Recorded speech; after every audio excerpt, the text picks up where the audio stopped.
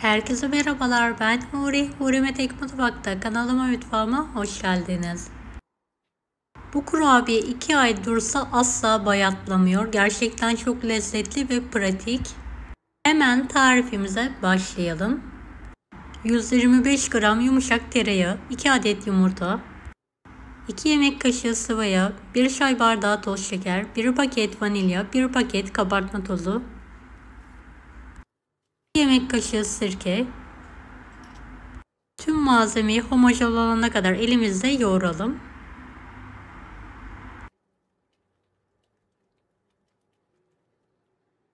Altı buçuk su bardağına yakın unu azar azar ekleyerek yumuşak, ele yapışmayan bir hamur hazırlayalım.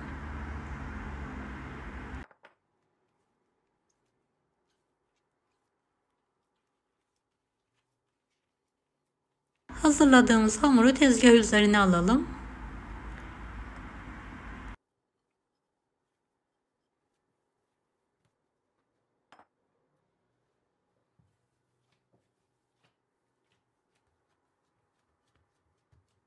Bir su bardağı doğranmış kuru üzüm, 1 su bardağı doğranmış cevizi üzerine ekleyelim.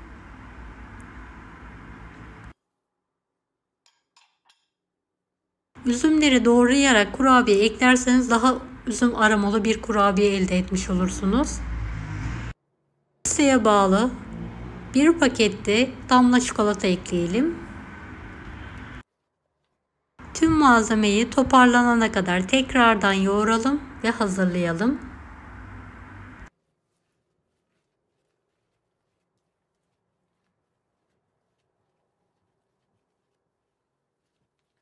Videomu izlerken buraya kadar geldiyseniz yorum kısmına herhangi bir emoji bırakırsanız bana destek olmak için sevinirim.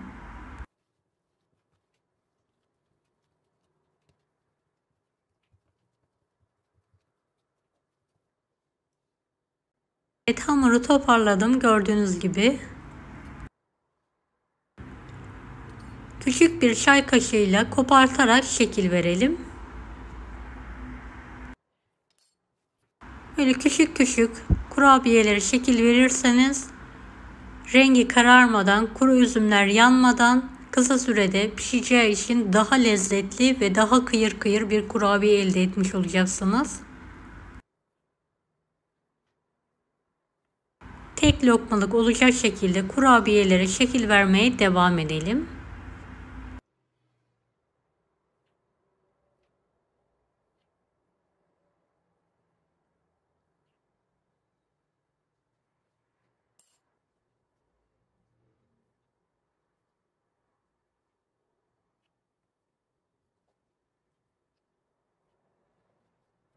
Evet, fırın tepsisine fırın kağıdı serelim. Kurabiyeleri aralıklı olacak şekilde tepsiye dizerek alalım.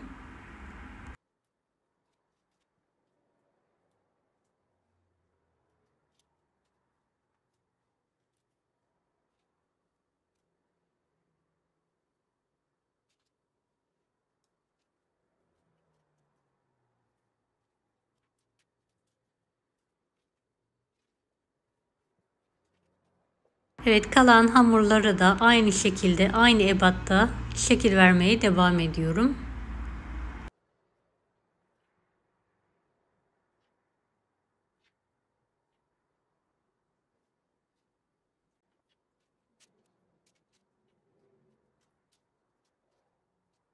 Kurabiyelerin fırına girmeye artık hazır. 165 dereceli fanlı fırında üzeri hafif bir şekilde pembeleşene kadar pişirmeye bırakalım.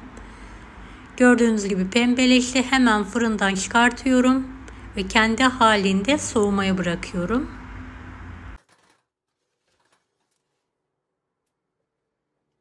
Evet, kurabiyemiz artık hazır. Bir tanesini bölerek yakından sizlere göstermek istiyorum. Kıyır kıyır.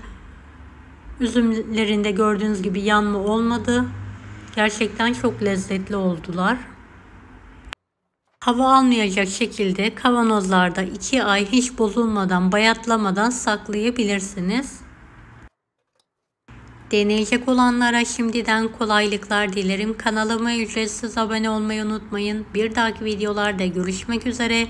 Allah'a emanet olun. Hoşça kalın. Daha farklı tarifler için bunları da izlemeyi unutmayınız.